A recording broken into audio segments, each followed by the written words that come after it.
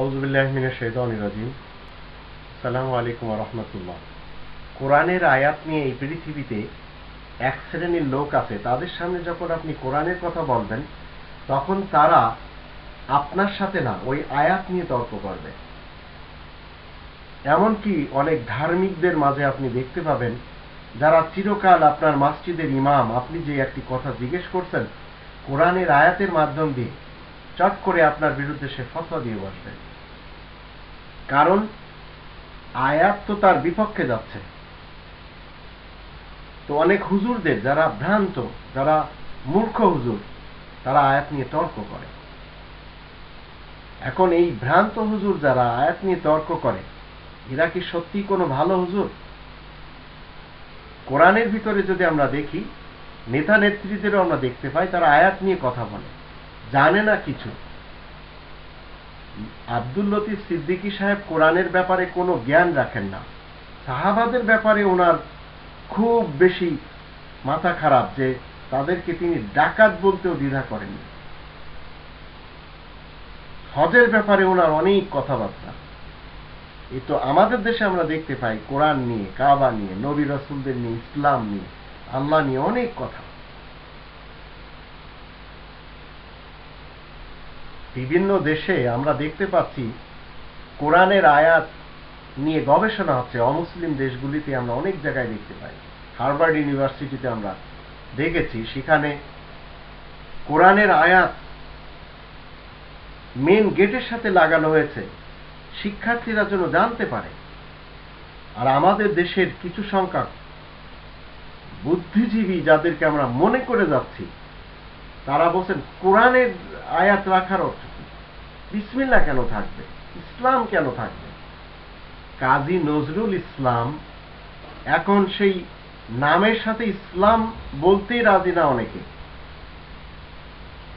আবার ইংরেজদের যিনি চামচাগিরি করে নোবেল প্রাইজ পেয়েছেন, তার পিছনে লক্ষ কোটি টাকা খরচ করা হচ্ছে। সেই ঠাকুর ফ্যামিলির রবীন্দ্রনাথ ঠাকুর জনগণমনা ভারত ভাগ্য বিধাতা বলে লর্ড পঞ্চমকে খুশি করে নোবেল প্রাইজ পেয়েছিলেন। তো চাটুকারিতায় তো তিনি খুব আগে ছিলেন। আর কাজী নজরুল ইসলাম সাহেব সেই ইংরেজদের বিরুদ্ধে কত কষ্ট করেছেন, যার ইতিহাস আমাদের সামনে। ওই লোকটার নামও পর্যন্ত আমরা নজরুল বলেই যথেষ্ট, ইসলাম বলতে আমাদের সমস্যা, কারণ বুঝি না। তো কোরআনে আল্লাহ তাআলা বলছেন, আমরা যদি দেখি 40 নম্বর সূরা আল মুমিন, আল গাফির, মুমিন, এখানে আল্লাহ রাব্বুল আলামিন বলছেন মা ইউজাদিলু ফি আয়াতিল্লাহি ইল্লাল্লাযিনা কাফারু। এই 4 নম্বর আয়াত এবং 5 নম্বর 6 নম্বর আয়াতে আমরা দেখতে পাচ্ছি মা ইউজাদিলু ফি আয়াতিল্লাহি ইল্লাল্লাযিনা কাফারু ফালা ইয়াগরুরকা তাকাল্লুবুহুম ফিল বিলাদ কাযযাবাত ক্বাবলাহুম কওমু নূহিন ওয়াল আহজাবু মিন বা'দিহিম ওয়া হাম্মাত কুল্লু উম্মাতিন বিরাসূলিহিম লিয়াখুযুহু ওয়া জাদালু বিল বাতিলি লিয়ুদহিদু বিল হাক্কা ফাআখাযতুহুম فكيف كان عقاب وكذلك حقت كلمة ربك على الذين كفروا أنهم أصحاب النار। আল্লাহ তাআলার আয়াত নিয়ে, এই কোরআনের যে আয়াতগুলি 6348টি আয়াত, এর কোন একটি আয়াত নিয়ে আপনি তামাশা করেন? আপনি করতে পারবেন এই পৃথিবীতে, কিন্তু পরকালে আপনার কি হচ্ছে এখানে সে সুসংবাদ দেওয়া হচ্ছে। আল্লাহ তাআলার আয়াত নিয়ে আর তো কেউ ঝগড়া ফাসাদ করে না, একমাত্র কাফেরগুলো ব্যতীত। সুতরাং শহর বন্দরে ওদের আনাগোনা যেন তোমাকে ধোকায় না ফেলে। ঠিক আছে, টাকা আছে তাদের কাছে, শক্তি আছে তাদের কাছে, জনশক্তি আছে তাদের কাছে, ক্ষমতার শক্তি আছে তাদের কাছে, মধ্যযুগীয় আইন বলে চালিয়ে দিচ্ছে তারা। আল্লাহ বলছেন যে ওদের শহরে আনাগোনা, ওদের বড় বড় সিটে বসা, এর কারণে যেন তুমি সমস্যায় না পড়ে যাও, নিজেকে তুমি কন্ট্রোলে রাখবে। ওদের আগে নূহের কওম অনেক দলই তো তাদের পরে মিথ্যা জেনেছে। প্রত্যেকটি উম্মত তাদের রাসূলকে গ্রেফতার করতে চেষ্টা পেয়েছে, অন্যায়ভাবে ঝগড়া বাঁধিয়েছে, যাতে তারা অন্যায়ের সাহায্যে সত্য সঠিক জীবন ব্যবস্থাকে মিটিয়ে দিতে পারে। তাই তো আমি ওদেরকে পাকড়াও করেছি। সুতরাং ওদের পরিণাম কেমন দাঁড়ালো? আল্লাহ রাব্বুল আলামিন বলছেন, কোরআনের আয়াত নিয়ে তামাশা হচ্ছে পৃথিবীতে, এবং যেসব সরকারেরা সবচেয়ে বেশি কোরআনের বিরুদ্ধে কথা বলছে, গণতন্ত্র নিয়ে কথা বলছে, তাদের মৃত্যুর সময়টুকু মানুষেরা দেখে আনন্দ পাচ্ছে। আল্লাহ বলছেন, সুতরাং ওদের পরিণাম কেমন দাঁড়ালো? এভাবেই তো তোমার রবের বিধান কাফেরদের জন্য সত্য প্রমাণিত হয়। ওরাই তো আগুনের বাসিন্দা, পৃথিবীতে মরেও আগুনের সাথে, মরার পরেও সেখানে চলে যায়। প্রকাশ্যভাবে যারা এই কোরআনের আয়াত নিয়ে তামাশা করেছে, এই পৃথিবীতে তারা খুব কঠিনভাবে মৃত্যুবরণ করেছে। গণতন্ত্র সমস্ত ক্ষমতার উৎস। আমি বাংলাদেশি সেবা পার্টি করি। গণতন্ত্র বাংলাদেশের জন্য ঠিক আছে, মানলাম, কিন্তু ক্ষমতার একমাত্র উৎস কি গণতন্ত্রের মাধ্যম দিয়ে বাংলাদেশের লোকেরা পাচ্ছে? 5ই জানুয়ারি 2014 নির্বাচনে জনগণ তাদের অধিকার যে ভোট দিতে পেরেছে?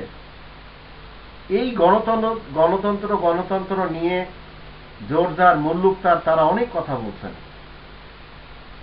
কোরআন নিষেধ করছে না।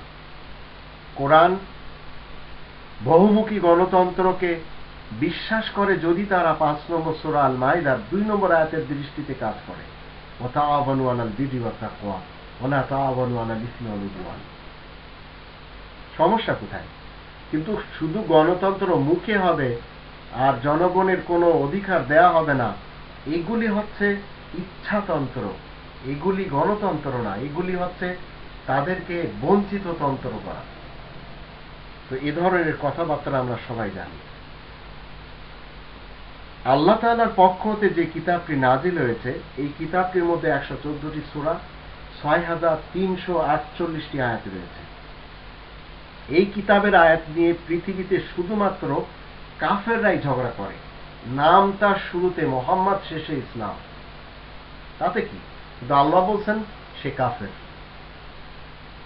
এ ব্যাপারে মুসলিম ও মুমিনদের আগেই সতর্ক করে দেওয়া উচিত। মুমিন এবং মুসলিমরা যেন সতর্ক থাকতে পারে যে মা ইউজাদিলু ফি আয়াতিল্লাহি ইল্লাল্লাযিনা কাফারু। কাফেররাই শুধুমাত্র আল্লাহর আয়াত নিয়ে তর্ক করে। যাদেরকে আপনি বড় বড় পড়ালেখা মনে করছেন, তারা মূর্খ, জাহেল, অশিক্ষিত, কিচ্ছু জানে না। কোরআনের জ্ঞান যদি আপনার মধ্যে না থাকেন, আপনি বড় বড় ভলিউম লিখে দেন, আপনি নাট্যকার হন, আপনি দেখা গেল একজন কবি হন, একজন গদ্যকার হন, একজন পদ্যকার হন, সব কিছু হন। আপনি নভেল লিখতে লিখতে এত বড় বড় খণ্ড তৈরি করে দেশের শিক্ষার্থীদের মাথা নষ্ট করে দিচ্ছেন কাহিনী কিচ্ছা করে, কিন্তু আপনার কাছে কোরআনের একটি শব্দের জ্ঞান নেই। আপনি মূর্খ। আপনি কোরআন নিয়ে কথা বলছেন। তাসলিমা নাসরিনের ব্যাপারে মানুষের ধারণা হলো এই মেয়েটি সম্ভবত নারীদের জন্য খুব কাজ করে যাচ্ছে, কিন্তু আমি যখন তার বইগুলো স্টাডি করলাম, তখন দেখি এই মেয়েটি সবচেয়ে বেশি নারীদেরকে নিম্ন স্তরে নিয়ে যাচ্ছে। নারীদের অধিকার নিয়ে কথা বলা এবং সেই মতে কাজ করা, এটা পারে একমাত্র একজন মুসলিম যার কাছে কোরআনের জ্ঞান রয়েছে। নারীদের নরসম অধিকার দেওয়া হয়েছে, কাজী নজরুল ইসলাম সাহেব বুঝেছিলেন। 33 নম্বর সূরা আল আহজাব এর 35 নম্বর আয়াত খুলে দেখুন। তর্ক করা লাগবে না। কবরের আযাব নিয়ে হুজুররা ব্যতিব্যস্ত। কবরের কোনো আযাব এই কোরআন বলে না। এখন তর্ক করবে আপনার সাথে যখন তাদের সামনে আপনি 16 নম্বর সূরা আর নাহালের 20 এবং 21 নম্বর আয়াত রাখবেন, ভড়কে যাবে, বাইবেলের উদ্ধৃতি দিবে, আযাবুল কবরি হাক্কুন, বুখারী সাহেবের কথা বলবে, এবং তারা বলে এই কথাগুলি রাসূল করিম নাকি বলে গিয়েছেন। রাসূল করিম কোন আয়াতের দৃষ্টিতে এই তাফসীর করে গেছেন? আর এই কথাগুলি কেন রাসূলের ইন্তেকালের 251 বছর পরে যে উম্মতের ভিতরে মতবিরোধ করার জন্য লেখা হচ্ছে? কেউ জিজ্ঞেস করার মতো নেই, কারণ সবাই আমাদের দেশের শিক্ষার্থীদের হিরো হলো জাফর ইকবাল, আমাদের দেশের শিক্ষার্থীদের হিরো হলো হুমায়ুন আজাদ, আমাদের দেশের শিক্ষার্থীদের হিরো হলো হুমায়ুন আহমেদ।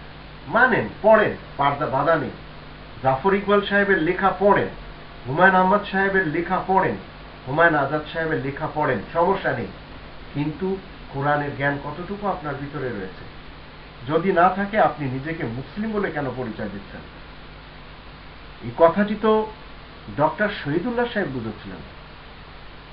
সব জ্ঞান, সব ডিগ্রি আপনার কাছে আছে, কিন্তু আপনি যদি আয়াত নিয়ে তর্ক করেন, আয়াত না জেনে যদি আপনি আয়াত নিয়ে কথা বলেন, তো আল্লাহ আপনার ডিগ্রি কি দিচ্ছেন? মা ইউজাদিলু ফি আয়াতিল্লাহি ইল্লাল্লাযিনা কাফারু। আল্লাহ তাআলার আয়াত নিয়ে একমাত্র নাস্তিকরা ছাড়া কেউ তর্ক করে না। এই নাস্তিক শুধু আপনি পাবেন যারা ইংরেজি শিক্ষিত না, এই নাস্তিক পাবেন আপনি অহরহ পাবেন ধর্মের বেড়া জালে যারা ফেসে গেছে তাদের ভিতরেও। গদ্দিনসীন এই ধরনের কাজ করতে হবে আপনার। বাবা পীর ছিল, আমি তার ছেলে পীর। আমি তো ফুরফুরাতে পড়াকালীন আমি ছোটবেলা দেখেছি বড় পীর, মেজ পীর, এইভাবে ভাগ ভাগ করে দেওয়া হয়েছে। এগুলি ঠিক না। তো আল্লাহ তাআলার আয়াত নিয়ে যারা তর্ক করবে, আল্লাহ বলছেন তারা সবাই নাস্তিক, তারা সবাই কাফের। এটাই মুসলিমদের এই আয়াতগুলির দৃষ্টিতে জেনে রাখতে হবে।